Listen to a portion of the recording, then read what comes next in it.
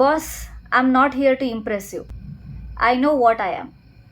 Everyone knows what knowledge I have.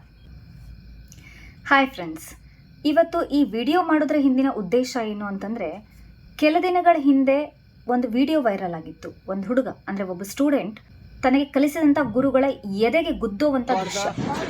ಯಾರು ನೋಡಿಲ್ಲ ಈ ವಿಡಿಯೋ ನೋಡಿ. ಇದೊಂದು ವಿಡಿಯೋ ಆದರೆ ಇನ್ನೊಂದು ವಿಡಿಯೋನ ನೋಡ್ಕೊಂಡು ಬನ್ನಿ, ಆಮೇಲೆ ಮಾತಾಡ್ತೀನಿ. ಮಗ ನಮ್ಮ ಸ್ಕೂಲ್ ಸರ್ ಬರ್ತಾವ್ರು. ಬಳಪ ಹಿಡಿದ ಭಗವಂತ ಸರ್ ನಮಸ್ತೆ. ಸರ್. ಏನ್ರಪ್ಪ ಮಾಡ್ತಿದ್ದೀರಾ ಇಷ್ಟೊತ್ತಲ್ಲಿ? ಸರ್ ಟೀ ಕುಡಿಯಕ್ಕೆ ಬಂದಿದ್ವಿ. ಈ ಟೈಮಲ್ಲಿ ಏನಪ್ಪ, ಮನೆ ಹೋಗ್ರಿ. ಸರ್ ಇಷ್ಟೊತ್ತಲ್ಲಿ ನಡ್ಕೊ ಹೋಗ್ತಿದ್ರೆ ನಾನು ಡ್ರಾಪ್ ಮಾಡ್ಬೇಕಾ? ಇಲ್ಲಪ್ಪ, ನನ್ನ ಮಗ ಬರ್ತಿದ್ದಾನೆ, ನೀವು 3 ಜನ ಹುಷಾರಾಗೋದು.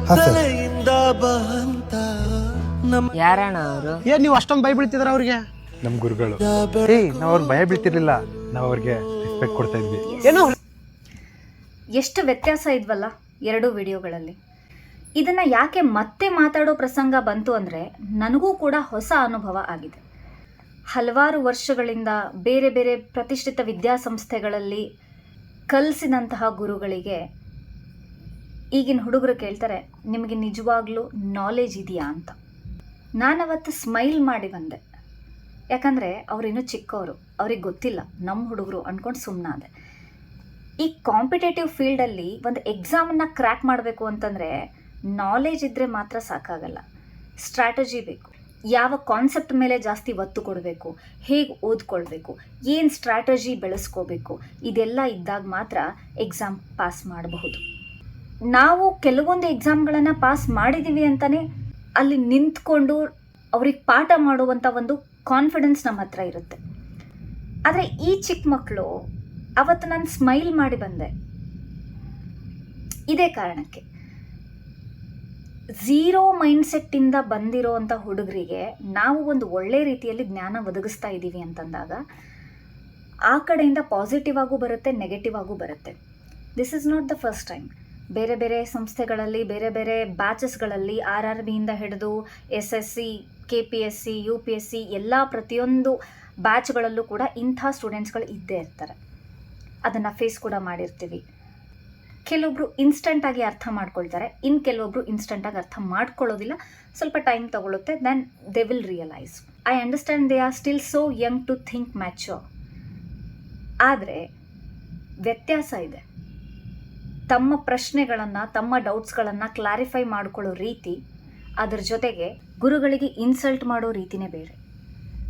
ಕ್ಲಾಸಲ್ಲಿ ತಮ್ಮ ಟ್ಯಾಂಟ್ರಮ್ಸ್ ಶೋ ಮಾಡಿ ಡಿಸ್ಟ್ರ್ಯಾಕ್ಟ್ ಮಾಡೋದು, ಡಿಸ್ಟರ್ಬ್ ಮಾಡೋದು, ಮುಂದೆ ಇರ್ತಕ್ಕಂಥ ಗುರುಗಳಿಗೆ ಇನ್ಸಲ್ಟ್ ಫೀಲ್ ಮಾಡಿಸೋದು, ತುಂಬ ವ್ಯತ್ಯಾಸ ಇದೆ. ಆದರೂ ನಾನು ತಲೆ ಕೆಡಿಸ್ಕೊಳ್ಳಿಲ್ಲ, ಯಾಕಂದರೆ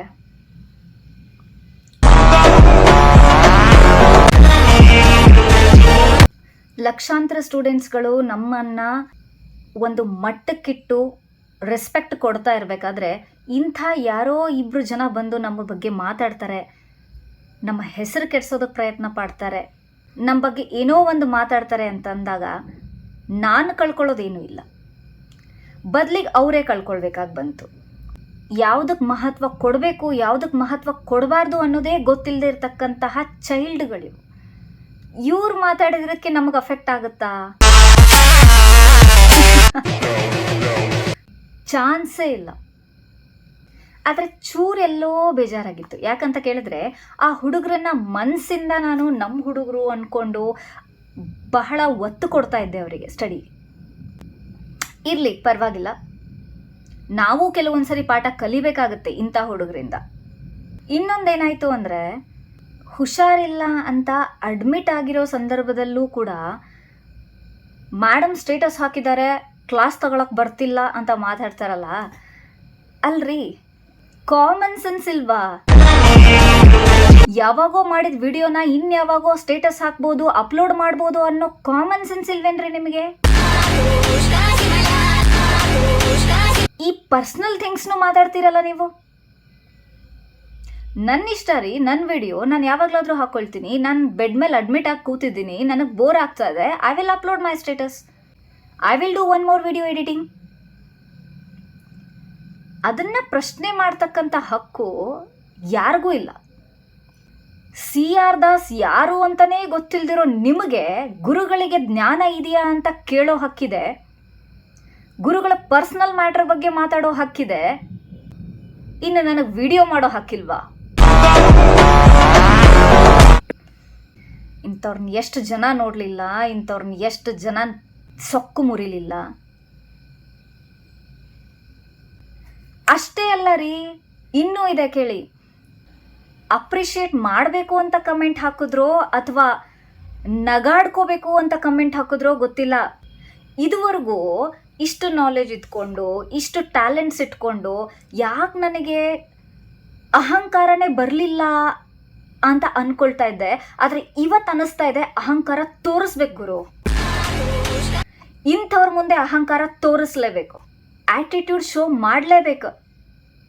ಇಲ್ಲ ಅಂದರೆ ನಾವು ಮೇಡಮನ್ನ ಓಡಿಸ್ಬಿಟ್ವಿ, ನಾವು ಮೇಡಮ್ಗೆ ಹಂಗೆ ಮಾತಾಡ್ಬಿಟ್ವಿ ಅನ್ನೋಂಥ ದುರಹಂಕಾರ ಏನು ತೋರಿಸ್ತಾರಲ್ಲ, ಇದು ಜಾಸ್ತಿ ಆಗ್ತಾ ಹೋಗುತ್ತೆ. ಒಂದ್ಸರಿ ಜಿದ್ದಿಗೆ ಬಿದ್ವಿ ಅಂದರೆ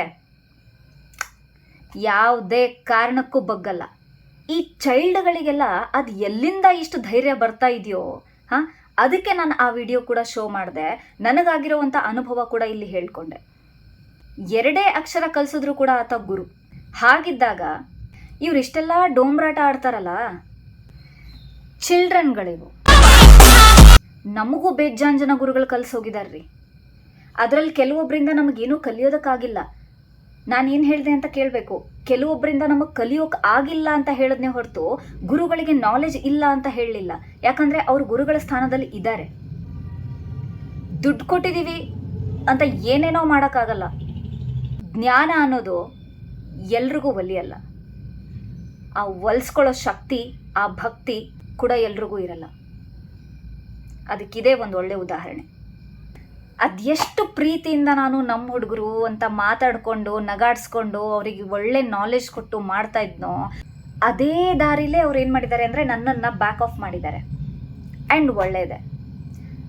ಇಂಥ ಹುಡುಗರಿಗೆ ಪಾಠ ಮಾಡೋದಕ್ಕಿಂತ, ಮೇಡಮ್ ದಯವಿಟ್ಟು ಇದೊಂದು ಪ್ರಾಬ್ಲಮ್ ಸಾಲ್ವ್ ಮಾಡಿ, ಮೇಡಮ್ ದಯವಿಟ್ಟು ಹಿಸ್ಟ್ರಿ ಟ್ರಿಕ್ಸ್ ಹೇಳ್ಕೊಡಿ, ಮೇಡಮ್ ಪಾಲಿಟಿ ಹೇಗೆ ನೆನ್ಪಿಟ್ಕೊಳ್ಬೇಕು ಹೇಳ್ಕೊಡಿ, ಮೇಡಮ್ ನೀವು ಯಾಕೆ ನಮಗೆ ಎಕನಾಮಿಕ್ಸ್ ತೊಗೊಳ್ಳಲ್ಲ, ಯಾಕೆ ಮೇಡಮ್ ನೀವು ಜಿಯೋಗ್ರಫಿ ತೊಗೊಳ್ಳೋದಕ್ಕೆ ರೆಡಿ ಇಲ್ಲ, ದಯವಿಟ್ಟು ಹೇಳ್ಕೊಡಿ ಮೇಡಮ್ ಅಂತ ಕೇಳೋವಂಥ ಹುಡುಗರಿದ್ದಾರಲ್ಲ ನಮ್ಮದು, ಅವ್ರಿಗೆ ಪಾಠ ಮಾಡ್ತೀನಿ ರಯ್ಯ. ಈಗಲೂ ಈ ವಿಡಿಯೋ ಮಾಡೋ ಉದ್ದೇಶ ಒಂದೇ ಏನು ಅಂತಂದರೆ, ಈಗೇನು ನೀವು ಮಾಡ್ತಿದ್ದೀರಲ್ಲ, ಆ ದುರಹಂಕಾರ, ಆ ಆ್ಯಟಿಟ್ಯೂಡ್ ಏನು ತೋರಿಸ್ತಾ ಇದ್ದೀರಲ್ಲ, ಭಾಳ ದಿನ ಉಳಿಯಲ್ಲ ರೀ. ಒಂದು ಲೆವೆಲಿಗೆ ಮ್ಯಾಚುರಿಟಿ ಬಂದಮೇಲೆ ನಿಮಗೆ ಅರ್ಥ ಆಗುತ್ತೆ, ಅಯ್ಯೋ ಎಷ್ಟು ದಡ್ತನ ನಾವು ಮಾಡಿದ್ವಿ, ಎಷ್ಟು ತಪ್ಪು ಕೆಲಸ ನಾವು ಮಾಡಿದ್ವಿ. ಇದುವರೆಗೂ ಯಾವುದೇ ಈ ರೀತಿ ವಿಡಿಯೋ ಮಾಡದೇ ಇರೋಳು ಫಸ್ಟ್ ಟೈಮ್ ನಾನು ಈ ವಿಡಿಯೋ ಮಾಡ್ತಾ ಇದ್ದೀನಿ ಅಂತಂದರೆ ಇರಲಿ, ಪರವಾಗಿಲ್ಲ. ಆದರೂ ನಮ್ಮ ಹುಡುಗರೆ ಓದ್ಕೊಳ್ಳಿ, ಬೆಳೀಲಿ. ಯಾವ ಸ್ಟೂಡೆಂಟು ಯಾವ ಗುರುವಿಂದನೂ ಏನೂ ಕಿತ್ಕೊಳ್ಳೋಕ್ಕಾಗೋದಿಲ್ಲ. ನಿಮ್ಮಂಥವ್ರು 1000 ಜನ ಬರ್ತಾರೆ, 1000 ಜನ ಹೋಗ್ತಾರೆ. ಕೊನೆಗೆ ಉಳ್ಕೊಳ್ಳೋ ಜ್ಞಾನ ಒಂದೇ. ಅದನ್ನು ಯಾರು ಕೊಟ್ಟಿದ್ದಾರೋ ಅವ್ರಿಗೆ ಮೊದಲು ಬೆಲೆ ಕೊಡೋದನ್ನು ಕಲೀರಿ. ಅದನ್ನು ಬಿಟ್ಟು ಬೇರೆ ದುರಹಂಕಾರ, ಆ್ಯಟಿಟ್ಯೂಡು, ನಾನು ಏನೋ ಒಂದು ನಗಾಡ್ಕೊಳ್ಳೋದಕ್ಕೋ ಏನೋ ಒಂದು ಬೇರೆಯವ್ರ ಮುಂದೆ ಅವ್ರ ವಿಡಿಯೋಗಳ ಬಗ್ಗೆ ಮಾತಾಡ್ತೀನಿ ಅಂತ ಏನಾದರೂ ಬಂದರೆ, ದಿನೇ ದಿನೇ ಗುರುಗಳನ್ನ ಕಾಲು ಕಸದ ಥರ ನೋಡುವಂಥ ಅಹಂಕಾರಿಗಳು ಹೆಚ್ಚಾಗ್ತಾ ಇದ್ದಾರೆ. ಗುರುಗಳಿಗೆ ತಾಳ್ಮೆ ಕೂಡ ಅಷ್ಟೇ ಇರುತ್ತೆ, ಅವರ ಸ್ಟೂಡೆಂಟ್ಸ್ಗಳ ಮೇಲೆ ಪ್ರೀತಿ ಕೂಡ ಅಷ್ಟೇ ಇರುತ್ತೆ. ಎಷ್ಟೇ ಆದರೂ ನಮ್ಮ ಸ್ಟೂಡೆಂಟ್ಸು ಅನ್ನೋವಂಥ ಪ್ರೀತಿ ಮಮಕಾರ ಇದೆಯಲ್ಲ, ಕೊನೆ ತನಕ ಹೋಗೋದಿಲ್ಲ. ಅದನ್ನು ಉಳಿಸ್ಕೊಳ್ಳಿ, ಬೆಳೆಸ್ಕೊಳ್ಳಿ. ತಿರುಗೇಟು ಮಂತ್ರ ಬೇಡ. ನಾನು ಹೇಳ್ಕೊಂಡಿರೋ ಒಂದು ಘಟನೆ ಜಸ್ಟ್. ಆದರೆ ಈ ಗುರುಗಳ ಸ್ಥಾನದಲ್ಲಿ ಏನಾದರೂ ನಾನು ಇದ್ದಿದ್ರೆ ಕಥೆನೇ. ನಮ್ಮ ಹುಡುಗರು ಅಂತ ಪ್ರೀತಿ ಮಾಡೋದು ಕೂಡ ಗೊತ್ತು, ಅಹಂಕಾರಿಗಳಿಗೆ ಅಟ್ಟಾಡಿಸ್ಕೊಂಡು ಹೊಡೆಯುವಂಥ ಧೈರ್ಯ ಕೂಡ. ಕ್ಲಾಸಲ್ಲಿದ್ದರೆ ಪ್ರೊಫೆಷ್ನಲಿಸಮ್, ಕ್ಲಾಸಿಂದ ಹೊರಗಡೆ ಬಂದರೆ ಮಾಸ್ ಲೆವೆಲ್. ಇದೊಂದನ್ನು ಬಿಟ್ಟು ಅವ್ರ ಜೀವನದಲ್ಲಿ ಬೇವು ಬೆಲ್ಲ, ಕಹಿ ಸಿಹಿ ಎಲ್ಲ ಸಮನಾಗಿ ಬಂದು ಆ ದುಃಖಗಳನ್ನು, ಆ ಕಹಿ ಘಟನೆಗಳನ್ನು ಎದುರಿಸುವಂಥ ಶಕ್ತಿ, ಅವ್ರ ಬಾಳಿಗೊಂದು ಅರ್ಥ ಆ ದೇವ್ರು ಕೊಡಲಿ ಅಂತ ಹಾರೈಸೋದಕ್ಕೆ ಇಷ್ಟಪಡ್ತೀನಿ. ಒಳ್ಳೆಯದಾಗಲಿ. Thank you.